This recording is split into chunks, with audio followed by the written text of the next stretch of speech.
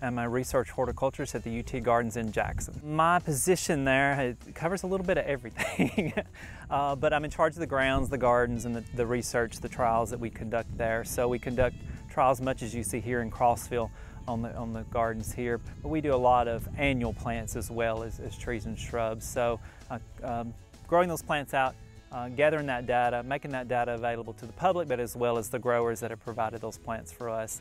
General groundskeeping, of course, the 3 gardens together are part of the State Botanic Garden of Tennessee, so we're open to the public year-round, daylight to dark. In the gardens in Jackson, we do a lot of repurposing things in the garden, and some examples of that, our theme a few years ago was reusing bottles. So we had 6,154 wine bottles in the garden, and so we collected those from people brought them in from restaurants, and we used those to build walls. We have a wall that's 44 feet long and 12 feet tall with 1,000 bottles hanging on it in the garden. It's a permanent display.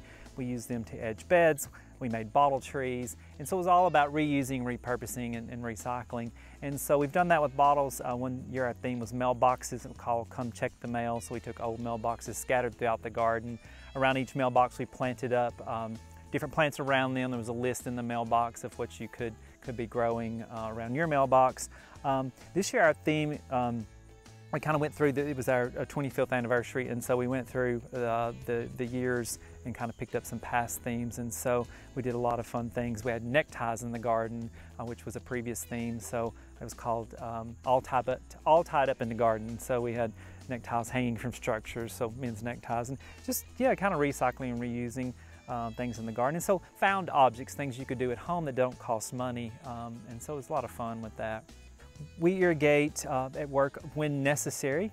We don't have any automated irrigation, and we go by, you know, what's it doing outside. We look at the soil, and does the plant need water? Is the soil dry? Is the plant wilting? And we water as needed. And so for the homeowner, I think it's really important, if you've got one of those irrigation systems, you can buy a device that collects the rainfall, and you know, it will come on if it needs to, and if it's rained an inch, it's not going to come on. So I feel like we waste a lot of water, especially in commercial and residential landscapes with automatic irrigation. So time of day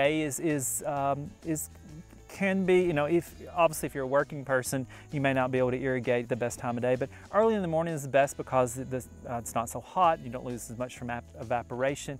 Also, if you have a disease problem, you have less the water staying on the foliage for a shorter amount of time. So watering in the evening, it's not quite as good, but you know, when I go home, that's when I water. You've got to do it when it works for yourself. But thinking about those things, you know, time of day is important, and if the plant actually needs it or not. And then just building your soil. Organic matter helps hold moisture in. So building that soil, adding organic matter to it really helps the plant nutrient-wise, but also hold moisture. So you have to irrigate less. So that's an important aspect of saving water as well. So if you're building your beds, adding, whether it's vegetable gardens or flowers, you know, adding organic matter is great. And depending on what part of the country you're in, even from one county to the other, your source of organic matter really may vary. If you're in West Tennessee, I mean, we have cotton gin, trash from our cotton gins, which you would not have that here.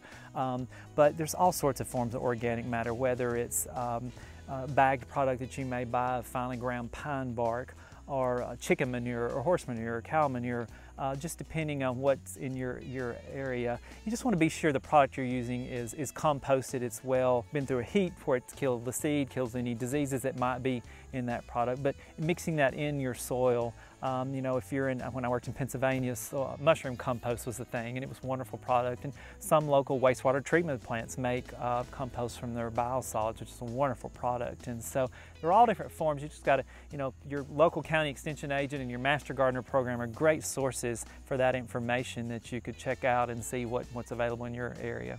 There's all sorts of methods of composting. One of the more simpler forms is just building a structure out of wire or out of maybe even old pallets, and three-sided, where you put your plant material in there and you just let it decay. And there's, you know, there's all kinds of information out there on that, you know, depending on what you have available, how much green material, how much brown material, how much moisture you're giving it, the temperature, all depends how quickly it breaks down, how often you're going to turn the product.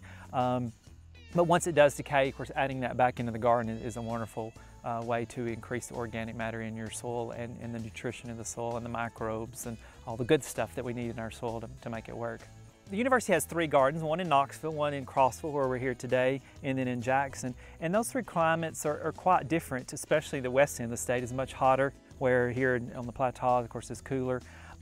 So different plants for different parts of the country. It's very important when you're choosing a plant to choose the right plant for your location, whether it's the amount of space you have or the soil you have or your climate, doing your homework. You know, reading in books, reading online, but also talking to fellow gardeners is a wonderful way to learn. So if you're in Knoxville, you're in Crossville, you're in Jackson, getting involved in those local organizations is a great way of learning what plant material. Go into your local garden center as opposed to the box store. Talking to that person that actually grows that plant themselves and finding out what's going to do well in your area is a good way of choosing right plant material. So, you know, there's plants here on the plateau that were growing full sun in my talk today. There's hydrangeas that you can grow here in full sun. In West Tennessee, have to have shade. So knowing your area is very important in choosing the right plant and sustaining that plant and not having to give it additional care because it's struggling in your climate. So very important choosing the right plant. A perennial is a plant that returns each year.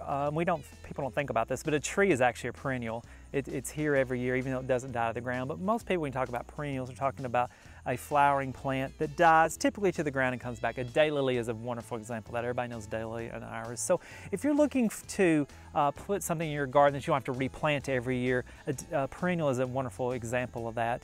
And depending on, again, what part of the country you're in, depending on what perennial you would use, but daylilies and iris are 2 that are they're gonna be there forever. So if you don't wanna go to the effort of replanting each year, look for a perennial plant and it's long term. Now, if you're wanting all summer color from the time you plant it until frost, an annual is a great example of that. And we often don't think about this, but all of our vegetables are annuals. I mean, you start with a seed, the tomato in the spring, and by the end of the year you have the fruit and the plant dies. So you're replanting every year. So that's an annual. But zinnias, marigolds are 2 of the most common. The beautiful sunflowers behind us are annuals, so you do have to replant them every year. But of course the sunflower benefits us in so many different ways, from the seed to the pollinator to the beauty. But again, choosing those annuals or the perennial for your part of the state. For instance, there's geraniums don't do well in the heat of West Tennessee, but they do wonderful here on the plateau. So learning that and finding out which ones is really important. The gardens and the research and education centers across the state are living laboratories, and my role at the university is working with ornamental plants. So we are growing plants to see how well they do in our climate, and again, we're taking data on that plant material. We're seeing what is sustainable. You know, if a plant requires a lot of care, it's not going to get higher marks on our evaluations, and so it is a living laboratory. And those 3 gardens, the Crossville, Jackson, and Knoxville, are open daylight to dark for people to actually come out and see. And this varies different from your landscape. You may try a little bit, but you don't want to spend a lot of money on a plant and it not do well, so we're doing that for you. So yeah, what we have to offer, our information is very helpful to the homeowner and producer as well.